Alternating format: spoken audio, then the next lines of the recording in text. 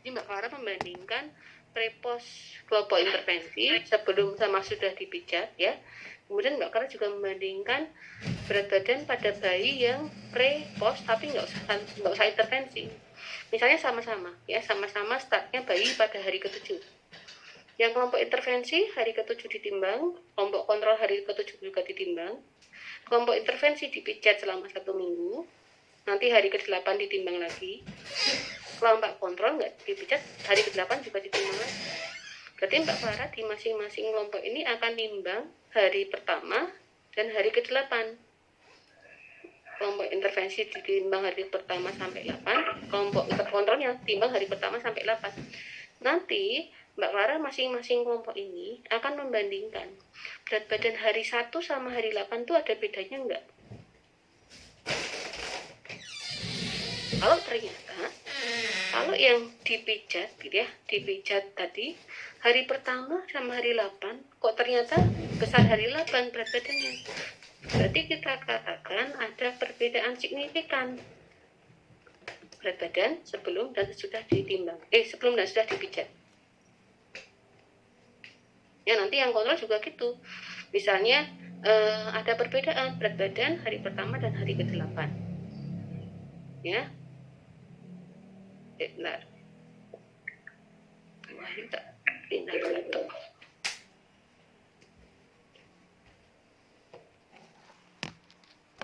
Itu hipotesis penelitiannya ya Bu ya, ada perbedaan kayak gitu ya Bu ya. Masih gue yuk suara dia ya.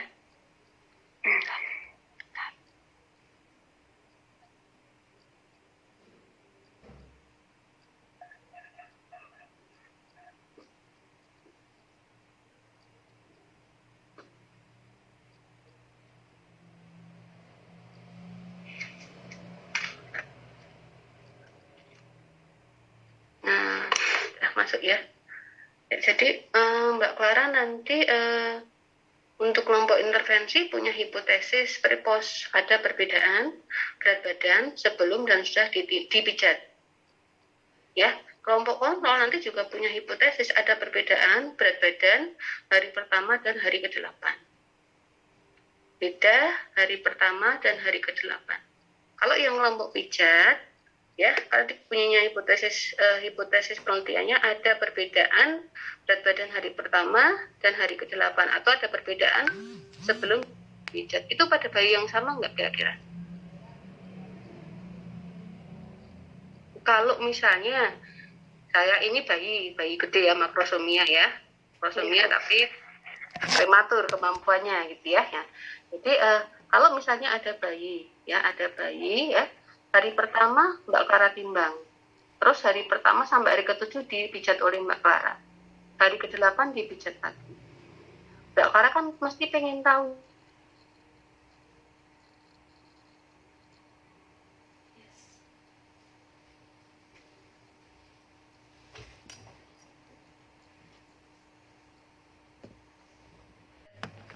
Kalau ada beda berat badan sebelum sama berat badan sudah, berarti pijatnya ini efektif untuk meningkatkan berat badan.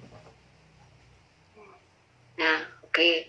Nanti yang kelompok kontrol juga demikian, bandingkan berat badan sebelum sama berat badan sesudah. Ya, nanti kalau ternyata ada perubahan, berarti tanpa dipijat pun dapat meningkatkan berat badan.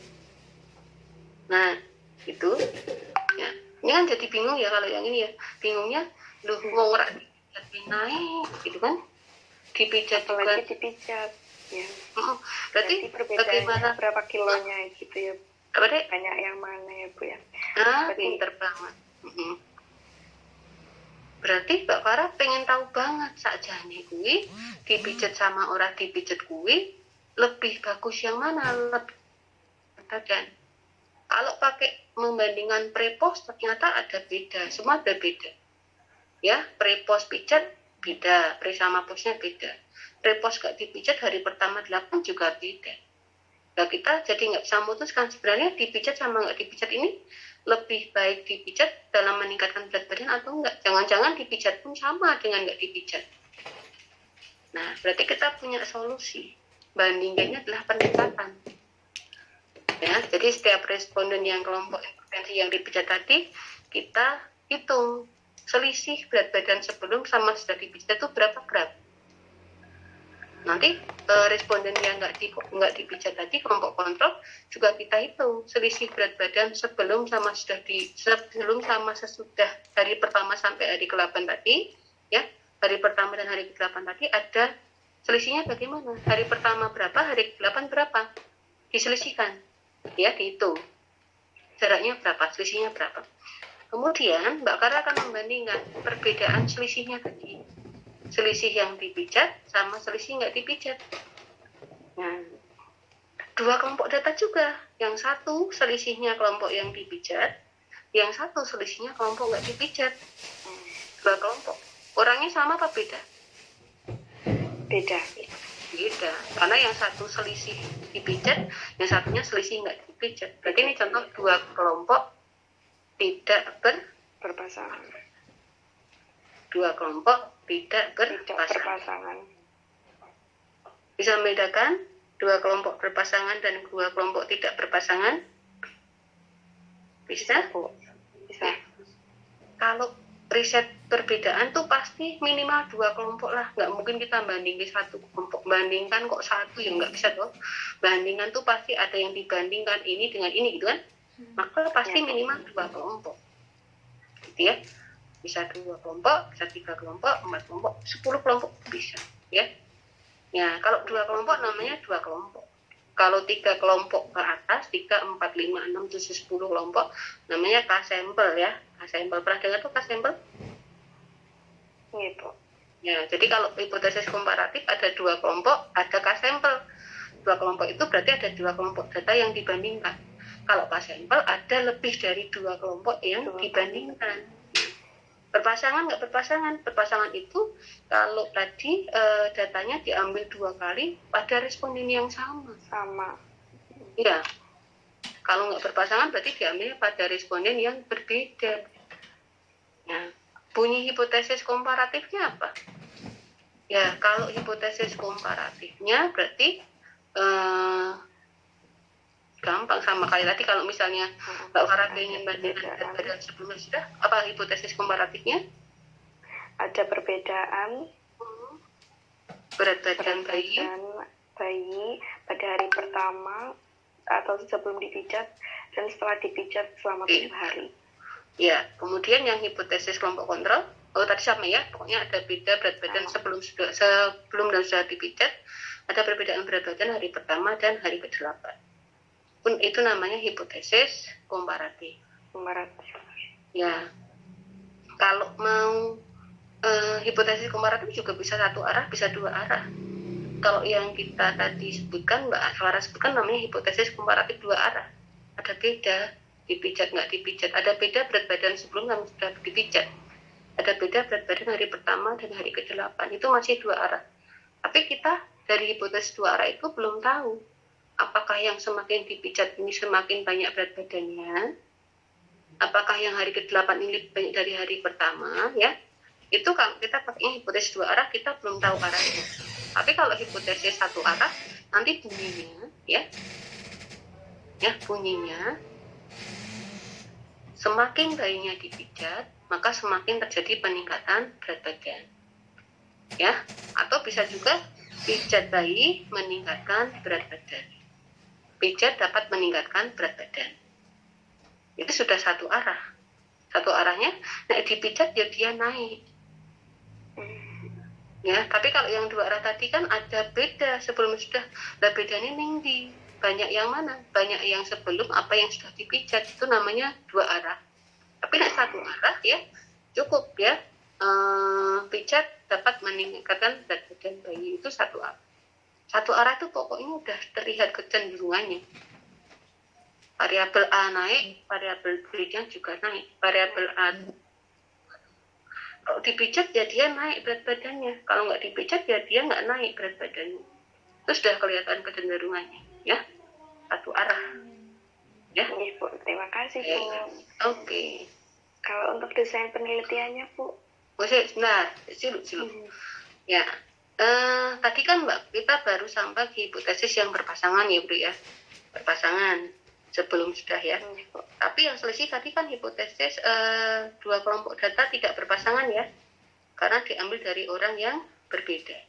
Nanti bunyinya kalau yang hipotesis komparatif dua kelompok tidak berpasangan, bunyi hipotesis dua arahnya, ya, bunyi hipotesis dua arahnya, ya bunyinya adalah ada perbedaan peningkatan berat badan, ya, pada bayi yang dipijat dan pada bayi yang tidak dipijat. Ada perbedaan peningkatan berat badan pada bayi yang dipijat dan bayi yang tidak dipijat. Itu dua arah, ya. Tapi kalau satu arah, peningkatan berat badan bayi yang dipijat lebih banyak, lebih besar, lebih tinggi daripada bayi yang tidak dipijat. Oke. Ada perbedaan kadar Hb, ada perbedaan peningkatan kadar Hb, ibu yang mengkonsumsi tablet zinc dan tidak mengkonsumsi tablet zinc. Ya. Ibu yang mengkonsumsi tablet zinc, kadar Hb-nya lebih tinggi. Atau kadar Hb ibu yang mengkonsumsi tablet zinc lebih tinggi daripada ibu yang tidak mengkonsumsi tablet zinc. Sama enggak? Ya, ada perbedaan peningkatan ini dan ini pada ini dan ini ya. Ya. Nanti kalau yang hipotesis komparatif tidak berpasangan dua arah, berarti ada perbedaan peningkatan berat badan bayi yang dipijat sama tidak dipijat. Tapi rak jelas sing luwih akeh itu yang dipijat apa yang enggak dipijat peningkatannya. Kalau mau lebih jelas maka nulisnya gitu ya. Maka nulisnya adalah ya, peningkatan berat badan bayi yang dipijat lebih tinggi daripada bayi yang tidak dipijat. Itu satu arah. Ya. Nah, nanti kita boleh menuliskannya boleh dua arah, boleh satu arah. Silakan. Kalian mau dua arah apa mau satu arah silakan. Ya. Oke, hipotesis dulu. Ada yang menanyakan? Yang silakan. Ntar ya Mbak Clara yang desain ya. Oke.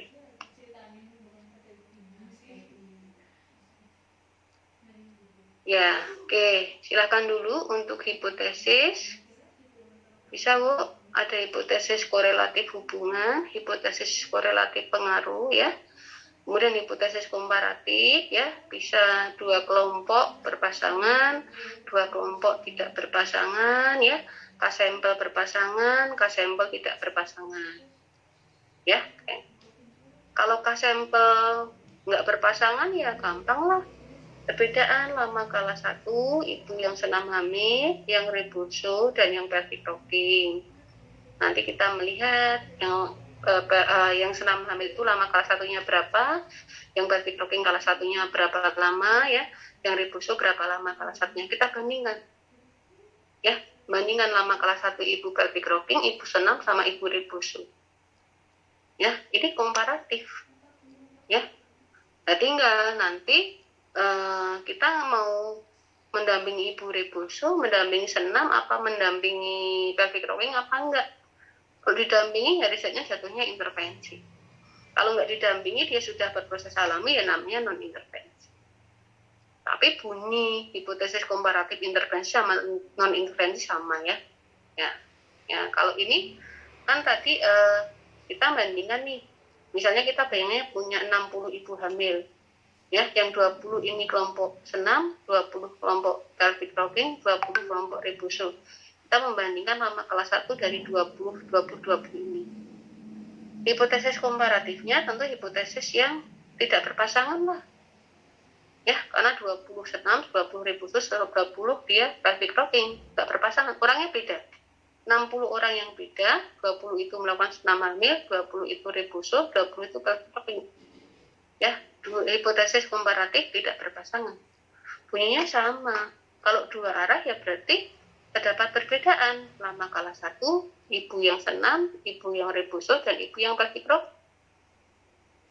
Tidak berpasangan ya. Nah, kemudian kalau itu yang dua arah. Kalau yang satu arah ya jelas ya, misalnya di teori kita, di mindset kita ini ternyata yang rebozo ini paling efektif meningkatkan lama kala 1. Maka bunyi hipotesis satu arahnya ya ibu yang melakukan repuso memiliki lama kala 1 lebih pendek dibandingkan ibu yang senam hamil dan ibu yang pelvic rock.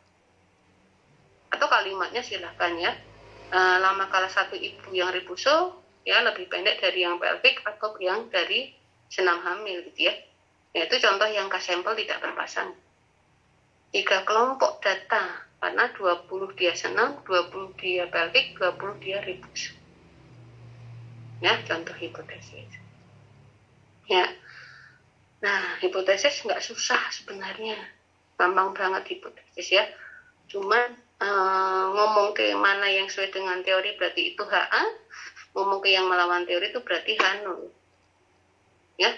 Kalau dua arah itu berarti belum jelas kecenderungan variasi nilai variabel ini dengan variabel ini nanti bagaimana variasinya. Kalau satu arah sudah jelas, variabel ini naik, variabel yang ini akan naik. Variabel ini turun, yang ini akan turun. Ini dilakukan, maka akan menjadi ini.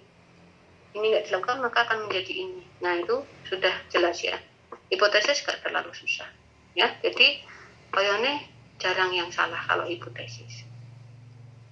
Ya, sing ribet itu adalah uji hipotesis. Nah, hipotesisnya gampang.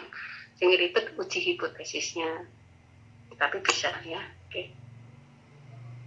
Ada pertanyaan?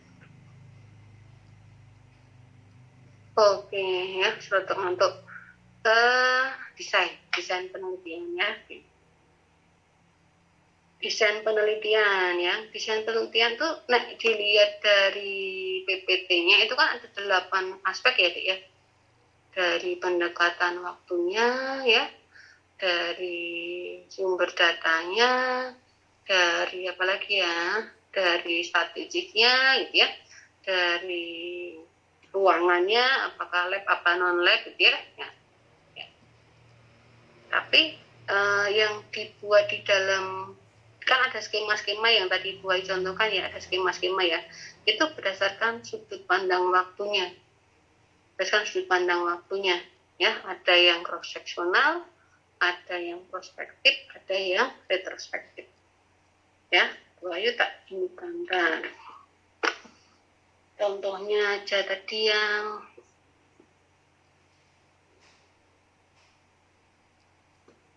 kalau Mbak Clara tadi kira-kira risetnya apa Dek? Mau pijat ya? Mbak Clara tadi intervensi ya? Mau diintervensi ya? Yang satunya dipijat, satunya enggak? Oh, non intervensi, sudah berjalan dengan sendirinya ya? Ya, oke. Mbak Clara mau, berarti kan Mbak Clara membandingkan berat badan sebelum sama sesudah. Itu ada perjalanan waktu ya? Sebelum, sesudah. Sebelum, saat ini, sesudah, nanti. Nanti ini Bu. 1 menit yang akan datang, 1 jam yang akan datang, 1 hari yang akan datang, 1 minggu, 1 bulan, 1 tahun. Berarti kan ada perjalanan waktu. Berarti sudah pasti riset yang pre-post itu pasti bukan cross-seksional. Karena waktu pre dan waktu postnya beda. Nek cross-seksional itu datanya itu bareng kejadiannya, independen-dependennya bareng.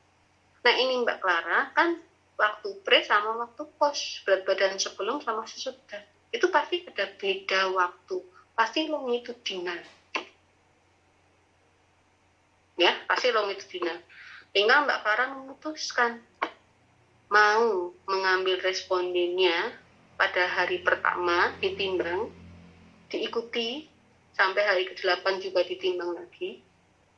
Berarti ketemu dulu di hari pertama, diikuti besok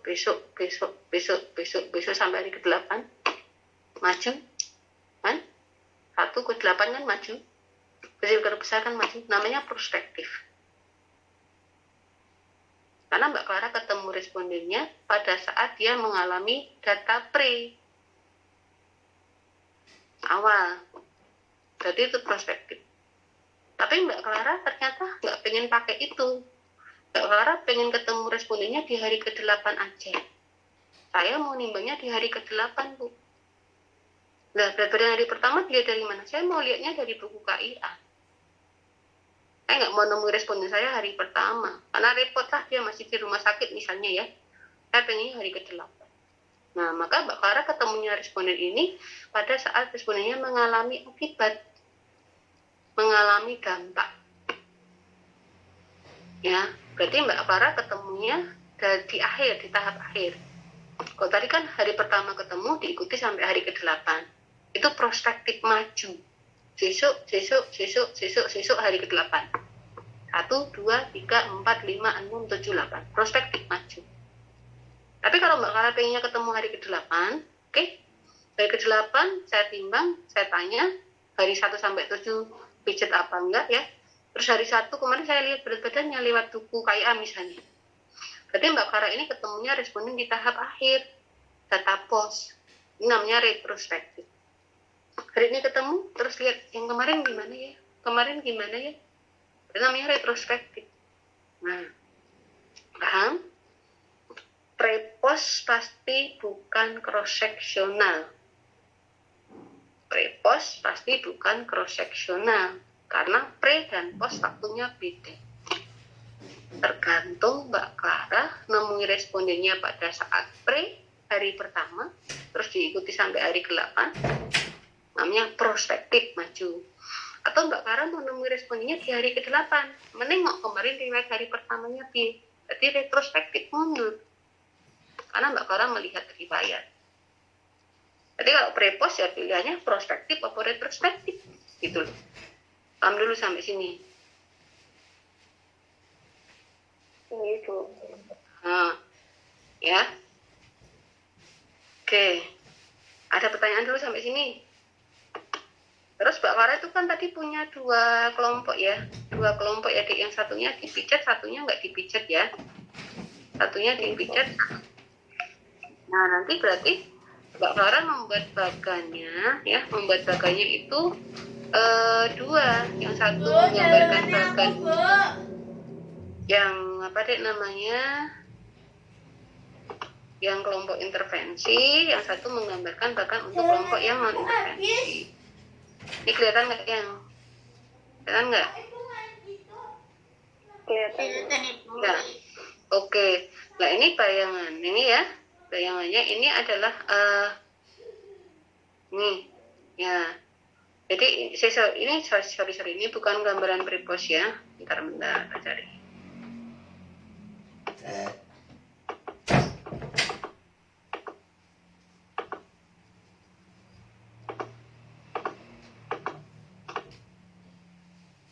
Orang ya. Sebentar. Aku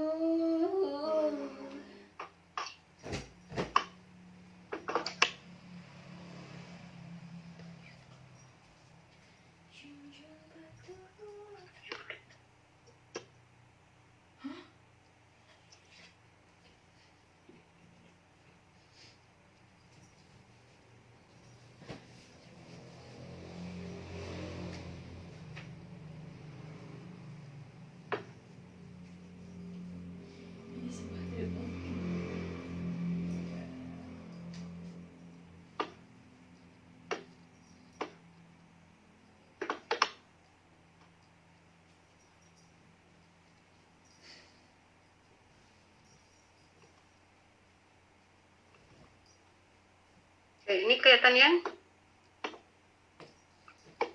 Kelihatan ya? Oke. Nah ini nih ya. Kalau Mbak Clara mau meneliti tadi ya,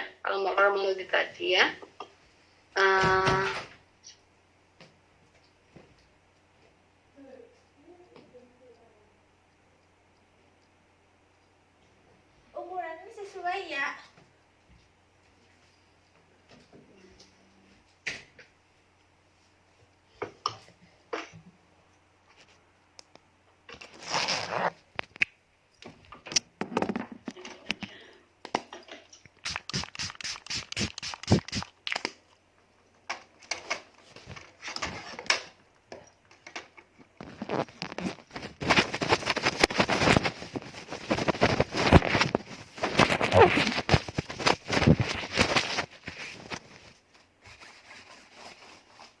nah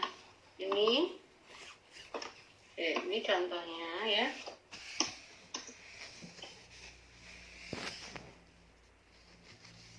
Nanti kalau Mbak Clara mau meneliti tadi, misalnya membandingkan ya berat badan bayi yang dipijat sama yang nggak dipijat itu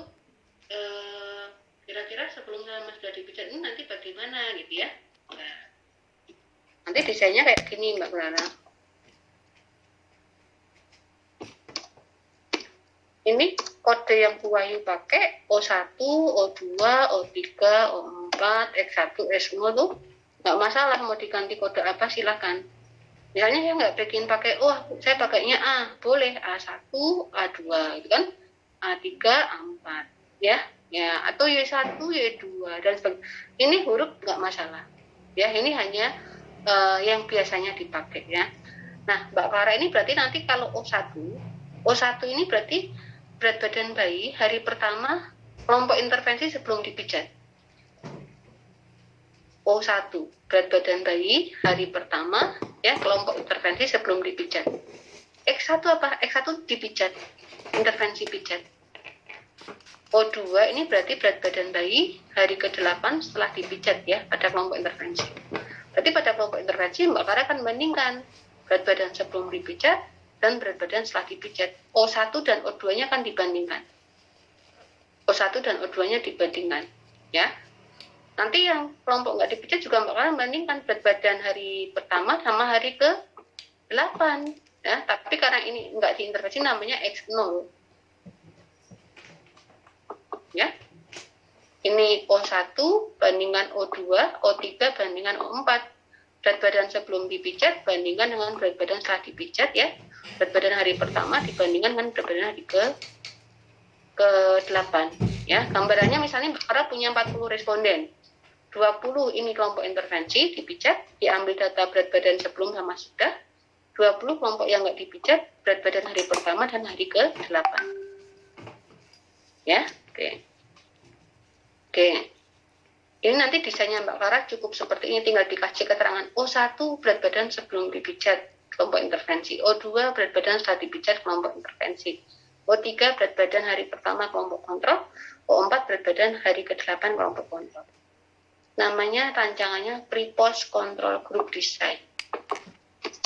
Kenapa pre-post? Ya karena ada data pre dan post. Pre dan post. Kok kontrol?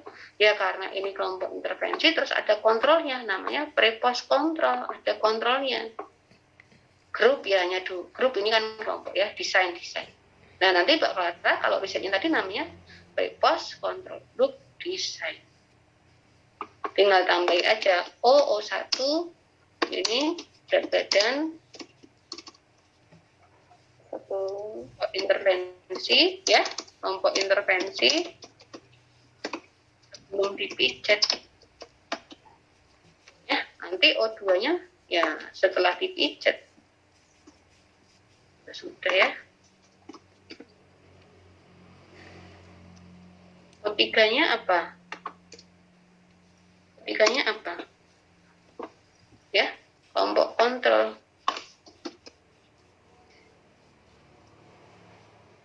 Hari pertama.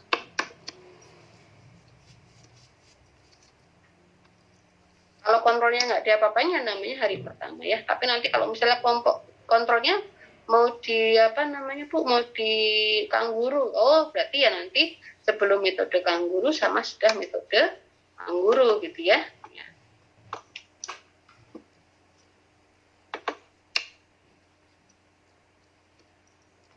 Oke, X1-nya apa Dek tadi Dek? X1-nya?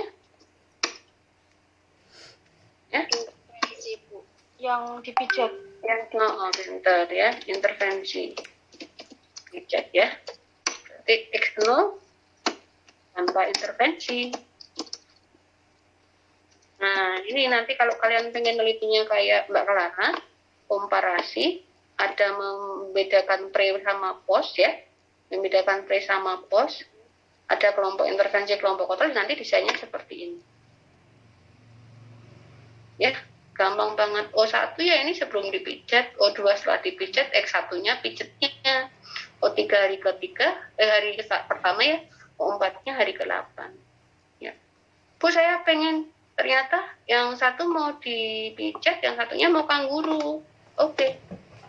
Ya tinggal diganti. Berarti kalau intervensi jangan X0. Ya. Ya X1-nya pijat, X2-nya ini kangguru. Ya, berarti ini bilangnya gini. sebelum metode kanguru.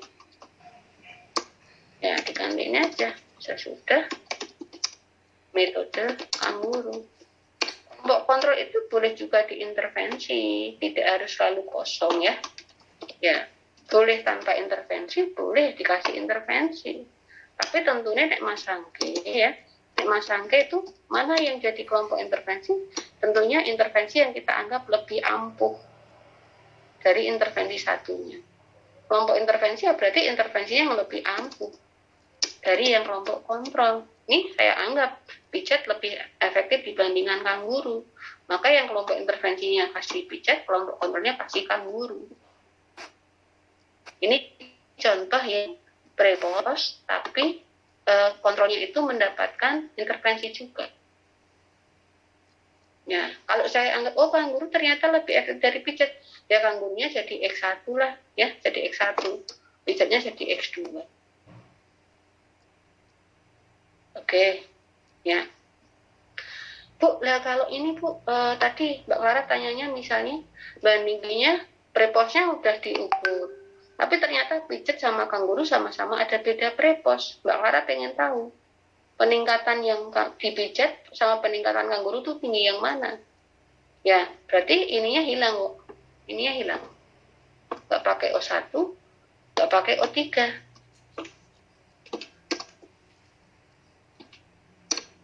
Karena Mbak Clara akan mengukur peningkatan, berarti pos-pos ya. Ya, berarti ini nanti kalimatnya gini. Peningkatan berat badan, ya, sudah.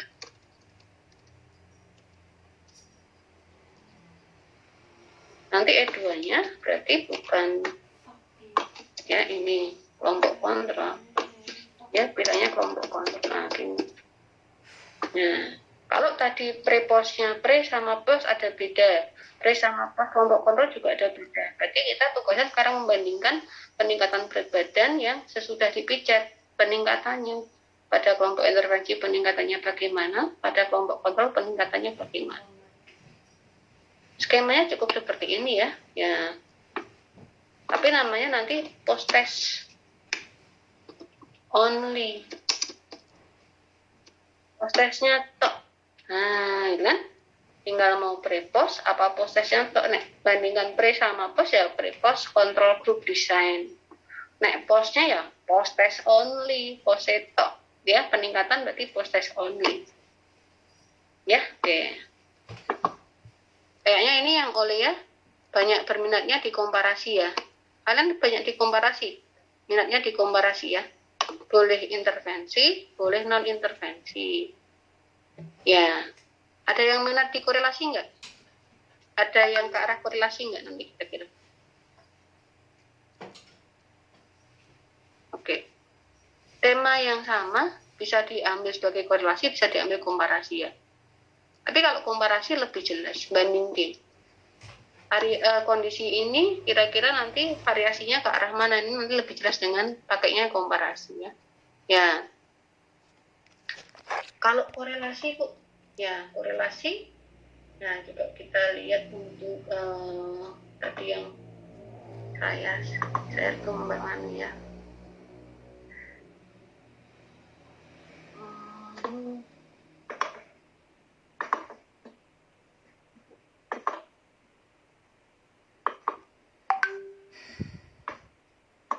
Ya, gini aja deh. Nah, contoh korelasi ya, korelasi.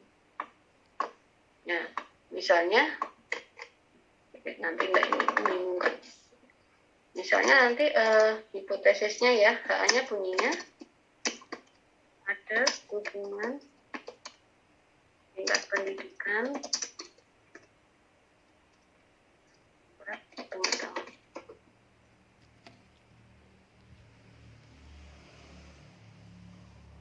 Ya, nanti desainnya cukup gini aja. Gini aja, X ya. Aslinya tuh tinggal X nanti diinikan ya ke Y dia.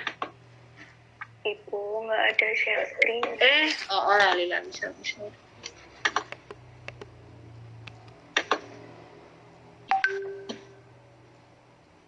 Nah, ini yang kelihatan ya, kelihatan ya. Kelihatan, Bu. Oke. Ya tinggal nanti X ke Y aja gini. Ya, ini. Nanti X-nya apa? Oh, X-nya ternyata dia tingkat pendidikan ya. Nanti Y-nya adalah tingkat pengetahuan. Kalau yang komparasi cukup seperti ini. Ya, oke. Ini desain yang sederhana. Ini sudah benar kalau kita mau komparasi. Ya, ini sudah benar kalau kita mau komparasi, tapi ini bentuk desain yang sederhana. Tadi yang Bu Ayu share ke Mbak Yoga ya, Mbak Ajeng ya. Mbak Ajeng, tadi itu ada macam-macam desain korelasi, ya. Ada yang sederhana, ada yang lebih kompleks. Nah, nanti tergantung kalian diskusinya sama pembimbingnya nanti mau pakai yang desain lebih sederhana apa yang mau kompleks gitu ya. Nah,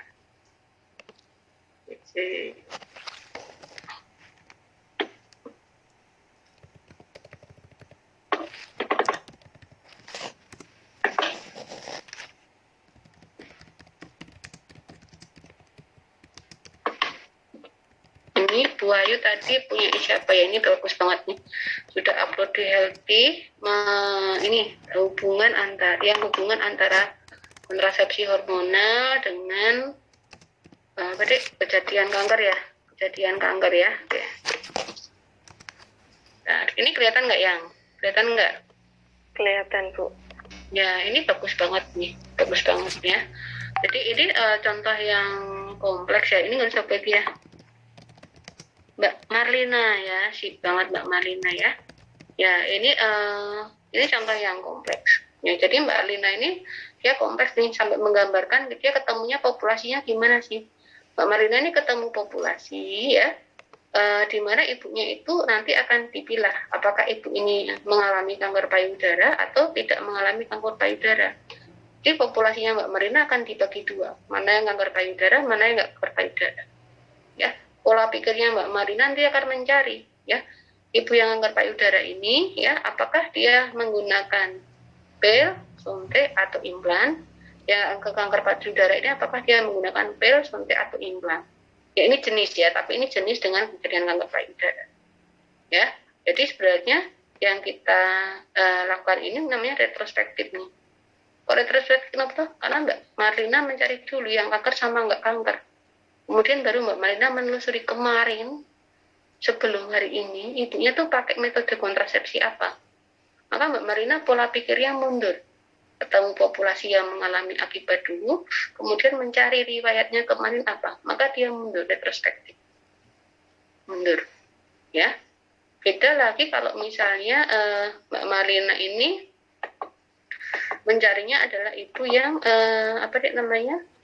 mencari ibu yang menggunakan kontrasepsi. Ya, hari ini Mbak Marlina mendata ya, ibu siapa menggunakan kontrasepsi apa.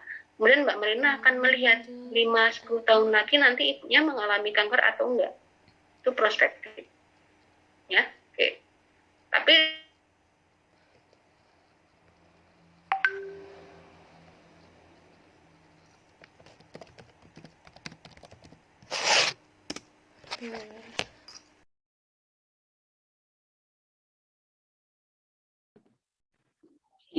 ya, jadi yang kita lihat di risetnya Mbak Marlina ini, Mbak Marlina akan menemui populasinya dulu ya, menemui misalnya sekelompok ibu ya, ibu bus gitu ya, wanita usia subur atau wanita yang sudah premenopause, menopause ya.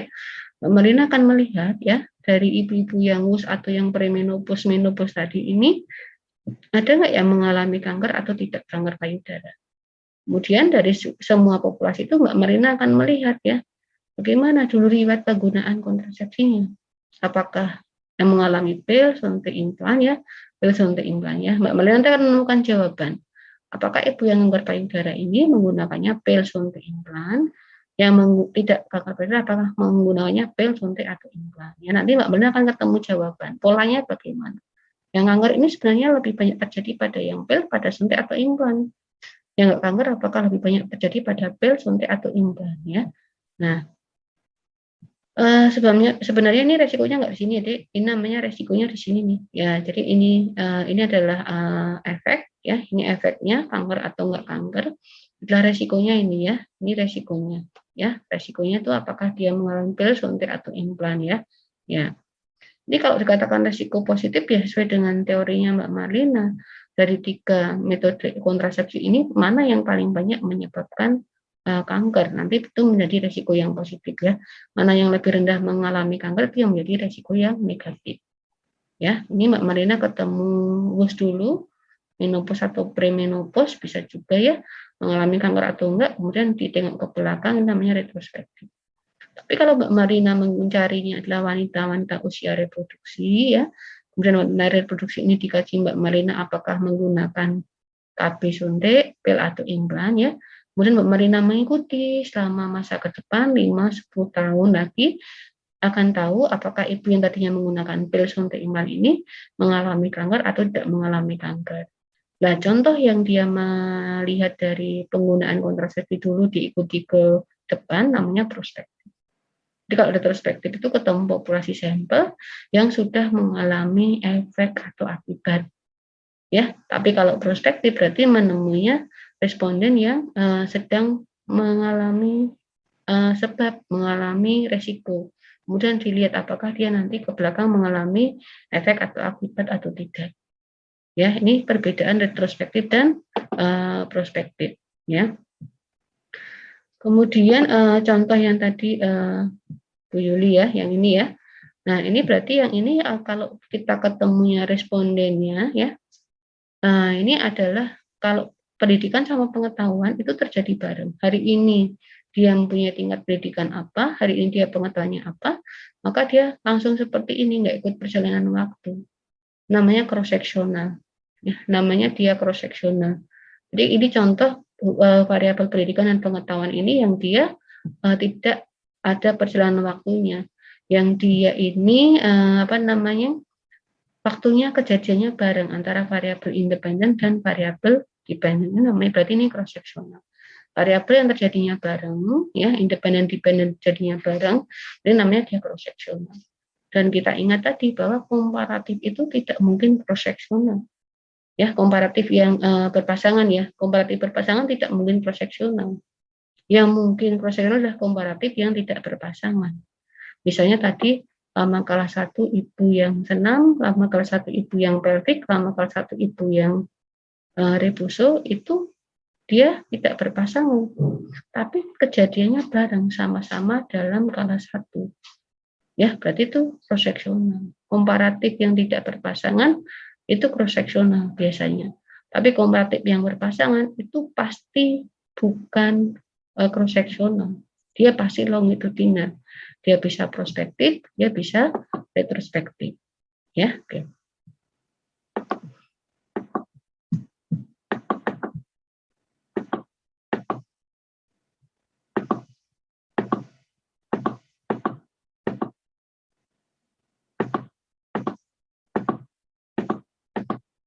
Ya. Oke. Oke, demikian yang Bu Ayu bisa sampaikan ya. Terima kasih ya. Semoga semangat ya terus ya, dimudahkan dalam segala tugas ya. Mohon maaf sampai malam ya. Oke. Terima kasih ya, kita tutup. Wabillahi taufiq wal hidayah. Wassalamualaikum warahmatullahi wabarakatuh.